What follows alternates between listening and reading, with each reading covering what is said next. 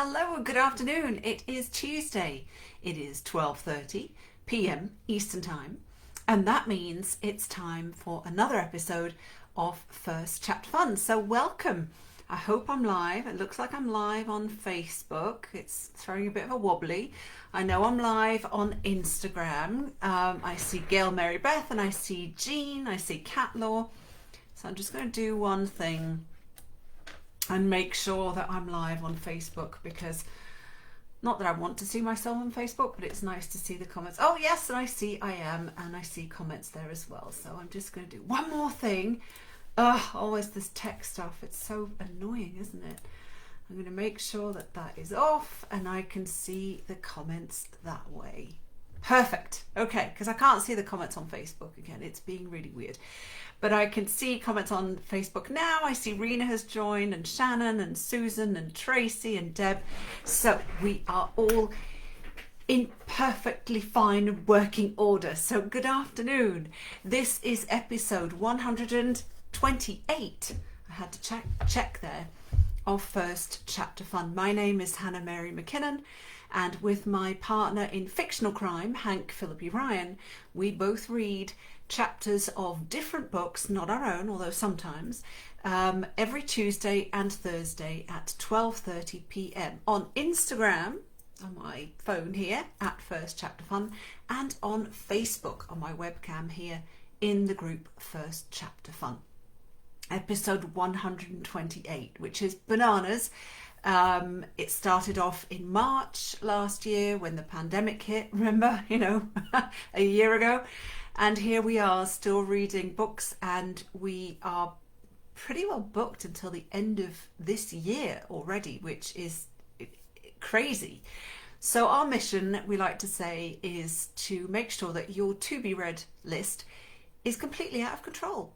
And we always bring you 2 books every week to make sure that it stays that way. So welcome. If you have not caught an episode of First Chapter Fun before, there are 127 of them, plus another few special events that we've done that are all saved on Instagram in our IGTV and on Facebook in the under new Facebook, which is just Facebook at this point, under the media videos tab. So you can go and watch every single episode if you like, to your heart's content.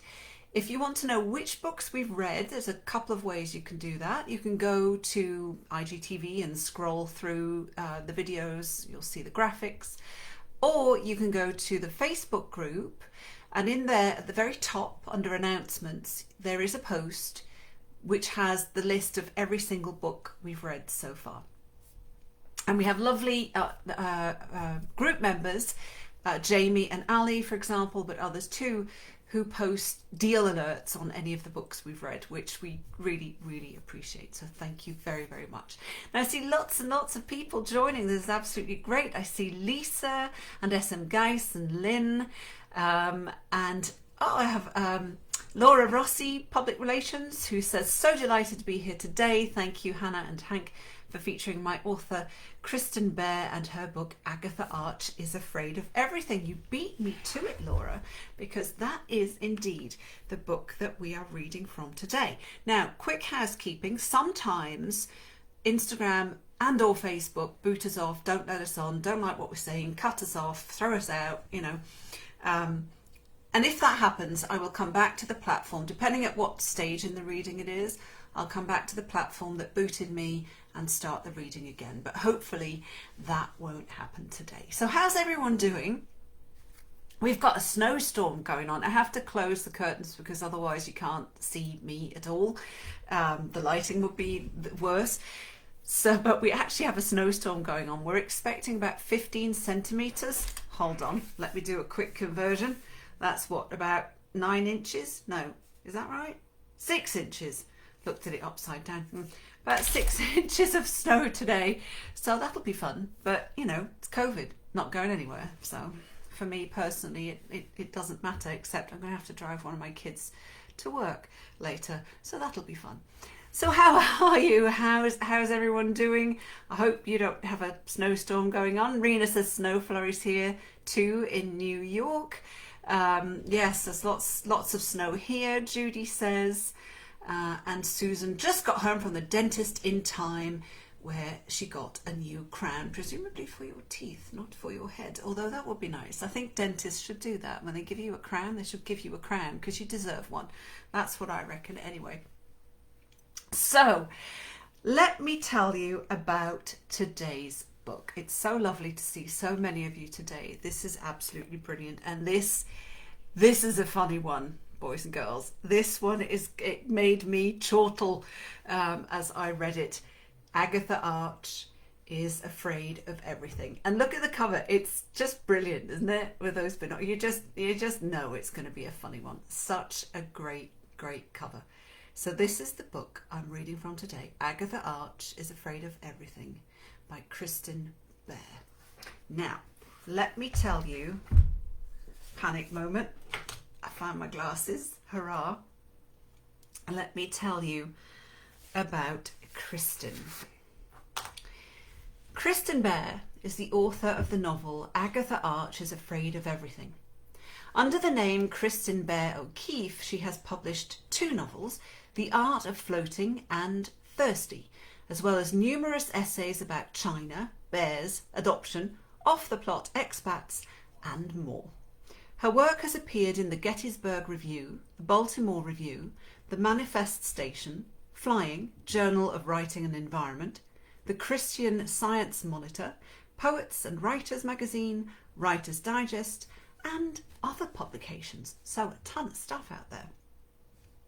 Kristin has an MFA from Columbia College Chicago and a BA in English and Journalism from Indiana University, Bloomington.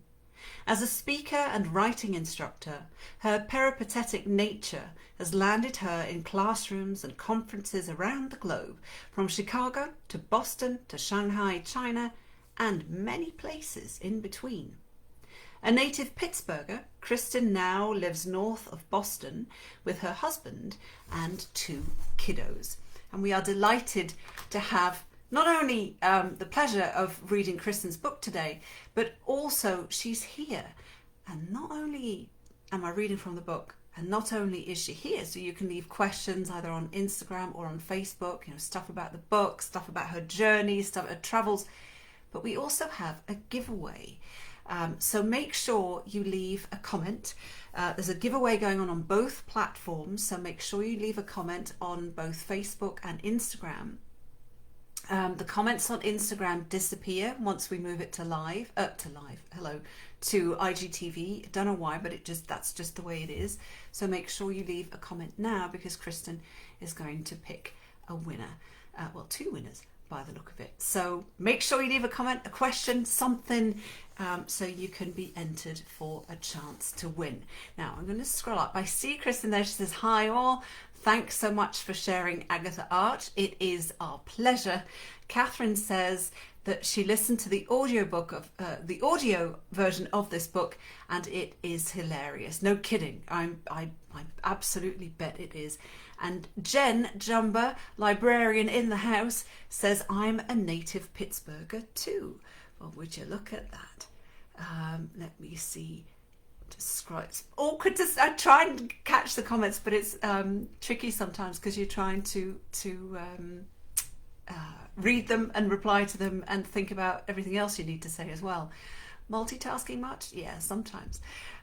So I will now, let me show you the cover again, and then I'm going to read you the back cover copy of Agatha Arch is Afraid of Everything by Kristin Bair, which is out now, I should add. It is out now. It was published on November the 10th. So not right now, but once I've done the reading, you can get your sticky mitts on it straight away. So here we go. This is what the book is about. A quirky, nervous wreck of a New England mum is forced to face her many fears in this touching, irresistible novel from author Kristin Bair. Agatha Arch's life shatters when she discovers her husband in their backyard shed, in flagrante delicto, giving the local dog water some heavy petting. Suddenly, Agatha finds herself face to face with everything that frightens her, and that's a long list. Agatha keeps those she loves close. Everyone else she keeps as far away as possible, so she's a mystery to nearly everyone in her New England town. To her husband, she's a saucy, no BS writer. To her Facebook mums group, she's a provocateur. To her neighbour, she's a standoffish pain in the arse. To her sons, she's chocolate pudding with marshmallows. And to her shrink, she's a bundle of nerves on the brink of a cataclysmic implosion. Defying her abundant assortment of anxieties, Agatha dons her spy pants, a pair of khakis whose many pockets she crams with binoculars, fishing lines, scissors, flashlight, a Leatherman Super Tool 300 EOD, candy, and other espionage essentials, and sets out to spy on her husband and the dog walker. Along the way, she finds another intriguing target to follow, a mysterious young woman who's panhandling on the busiest street in town. It's all a bit much for timorous Agatha, but with the help of her Bear Grylls bobblehead, a trio of goats, and a dog named Balderdash, Agatha may just find the courage to build a better life. So that's just the description, so you know it's going to be a funny one. So thank you very much to Kristin and to Alcove, her publisher, for letting us read for her today. You will find Kristin as Kristin Bair O'Keeffe Author on Facebook, K Bair O'Keeffe on Instagram and Twitter, and her author website is Kristin Bair, and that's BAIR.com, not bear as in, you know, is that what bears do? Probably not. I've never met one, thankfully. Bears and sharks, phobias. I'm scared of stuff too. Bears, sharks, and I don't like raisins or spiders or snakes. Long story. Here we go. Agatha Arch is Afraid of Everything by Kristin Bair. So, sit back, relax, and this is chapter 1. It is quite possible Agatha Arch will be alone forever. Or maybe not. It's much too early to consider either eventuality. Today is her very first "my husband screwed the dog walker in the shed and left me" day. Phrased that way, it sounds almost like a celebration, but it is absolutely not. Agatha smells like skunk. Her cheek is creased from lying on the porch all night, waiting for Dax to return with her boys. Her big toe throbs. The house is quiet, silent, except for that bloody woodpecker pecking another hole in the clapboards near the roofing. Tap, tap, tippity-tap. Agatha's hands are full of splinters. No wonder. To say her heart hurts is an understatement. Or maybe an overstatement. Can she feel her heart? Is it even there? Did Dax pack it up and take it with him? Hello? Hello, heart? Are you in there? Agatha has so many questions. How long will it take for the skunk stench to wear off? Will taking a bath in tomato juice extinguish the odour, or is that an old wives' tale? Who the hell were those old wives? And why did they have so many tails? Will her toenail turn black and fall off? If so, is that a sign of fortune or a warning of impending doom? Will her cheek be creased forever? Will she wear the crease like a scarlet letter? What's the best way to kill a woodpecker? Not that she would. What are her boys thinking? How are they feeling? When will they return? Slumped against the porch swing, upright at last, she remembers the previous evening's posts in the Wallingford Mums Facebook group about her and the shed and the hatchet and the dog walker and Dax. Oh, God, the hatchet. The mums know everything. High Priestess Jane Poston knows everything. Kumbaya Queen Melody Wellen knows everything. Agatha drops her head into her hands, gingerly. The splinters hurt.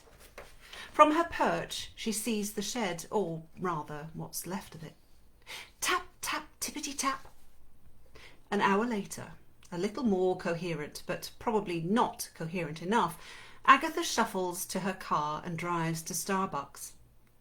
"All hail the drive-through window," she mutters into the speaker. She is not presentable, according to Wallingford standards. She is not presentable by anyone's standards. The crease, the stink, the hair, the splinters, the sobby eyes, that outfit, no shoes. If H.P. Poston catches a glimpse, she's toast. "Excuse me, may I help you?" says the disembodied voice of the coffee-making person. "A humongous latte with as many shots of espresso as you can stuff into it," Agatha says. Met with silence, Agatha repeats, "A humongous latte with as many shots of espresso as you can stuff into it." She purposely sidesteps the lingua franca and imagines the Starbucks barista staring blankly at the wall, trying to translate humongous into venti. "Hey," she says, after yet another minute, "coffee-making person, can you, or can you not, make a big-ass latte with lots of espresso?" "I can." "Then please do so." Agatha pulls around the corner. As she waits, she pulls splinters from her palms and piles them on the console between the driver and passenger seats. When the window slides open, she grabs the latte and waves her phone in front of the swiper thing. She keeps her eyes on the gigantic cup so she doesn't have to see the look of horror on the coffee-making person's face when he sees and smells her. That wide-eyed grimace may have been the thing to push her over the edge, past the point of no return. The match in the powder barrel, the straw that breaks the camel's back, the exhausted, flabbergasted, emotionally wrecked camel's back. Next stop, the pharmacy. "All hail," she starts to mutter again as she pulls up to the drive-through window, but stops. Enough hailing. The young man at the window passes the cans of tomato juice to her with one hand. With the other, he pinches his nostrils closed.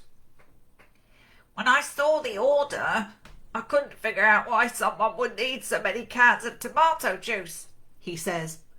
"I thought tomato soup for a party of 50, maybe. Now I get it." Agatha doesn't respond. She's getting used to the eye-watering stench. "You know, we sell a wash for skunk scent," he says, blinking. "People say it works better than tomato juice and it doesn't sting your eyes." Agatha smirks.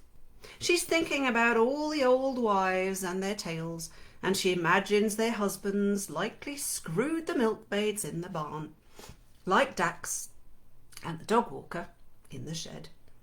She imagines they didn't have the same wherewithal as she to use the hatchet.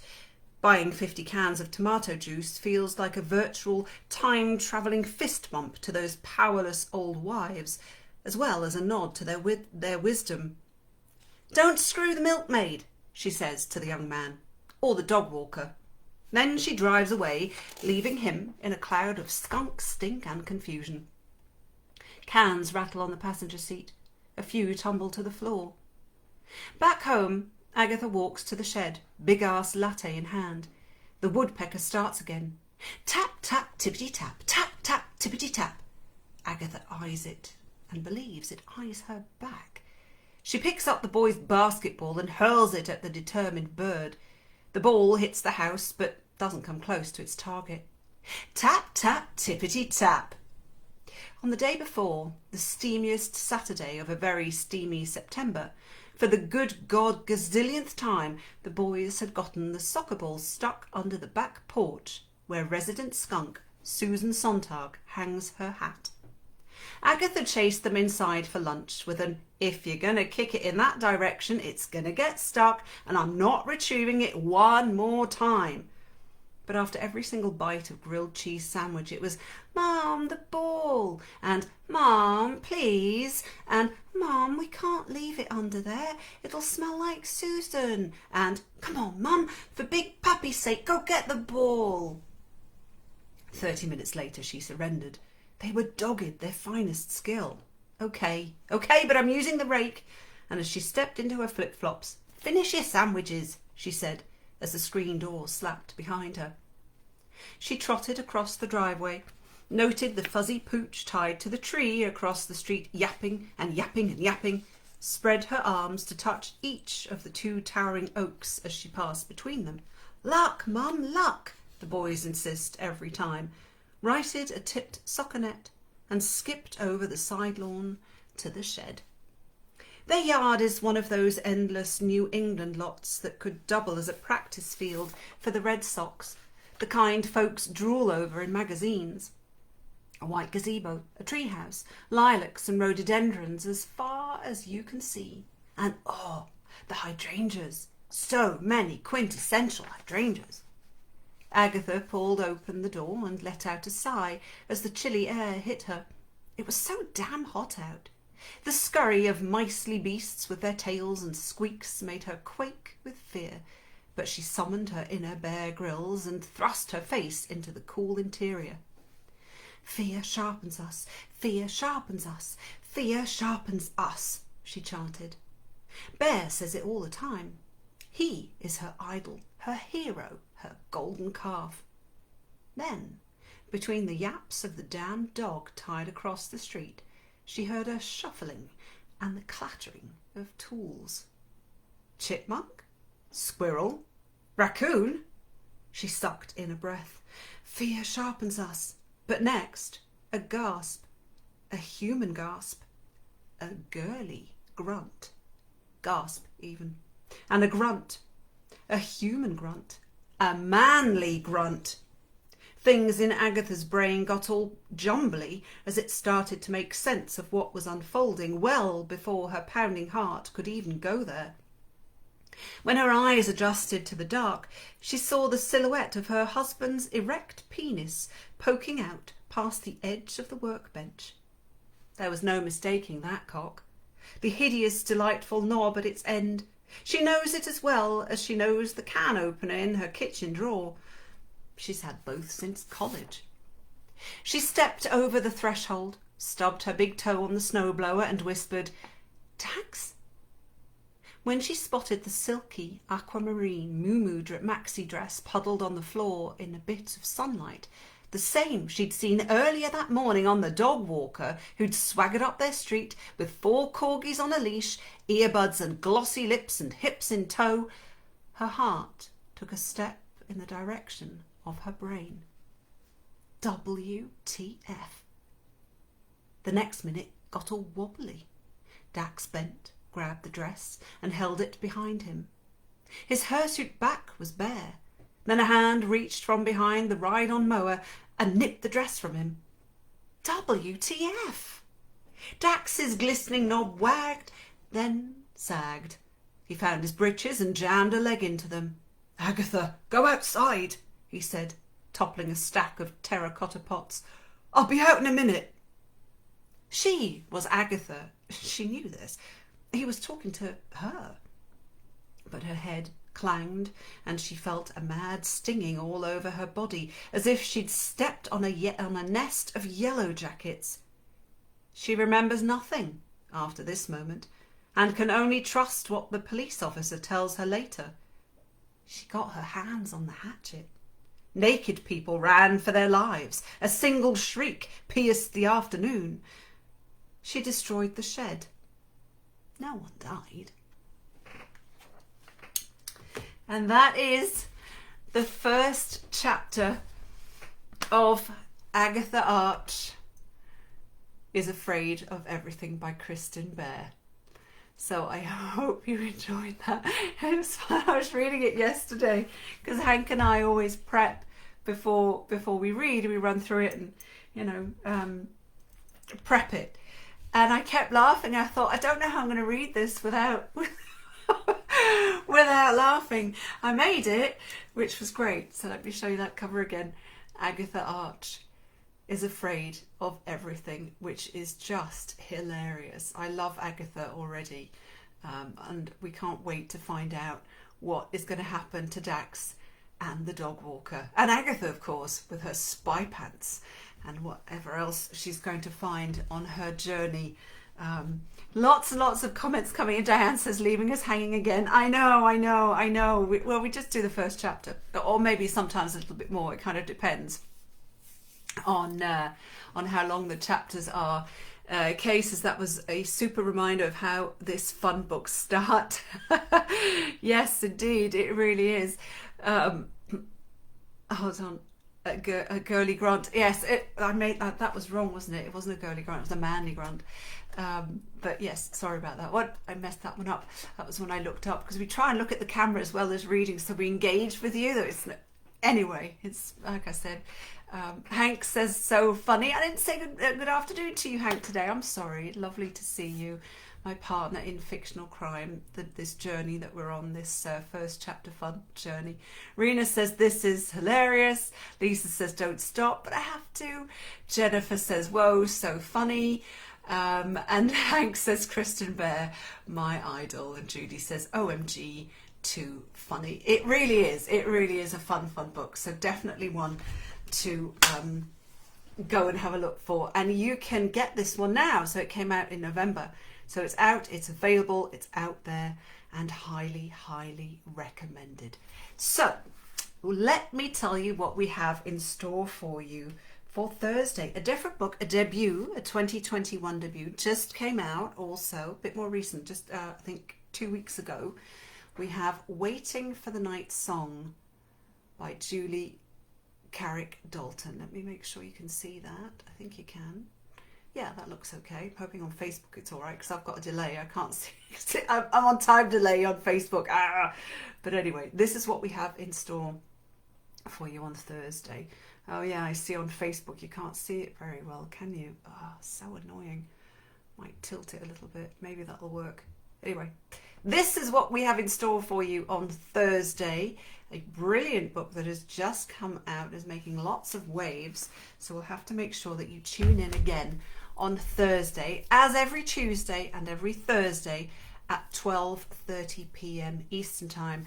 This is our half hour of fun, first chapter fun. This is our half hour of escape from snowstorms and COVID and whatever else is going on. You know that every Tuesday and Thursday at 12:30 p.m. you will find solace and comfort and laughs and intrigue and friends right here on First Chapter Fun. So I hope you truly enjoyed today's reading.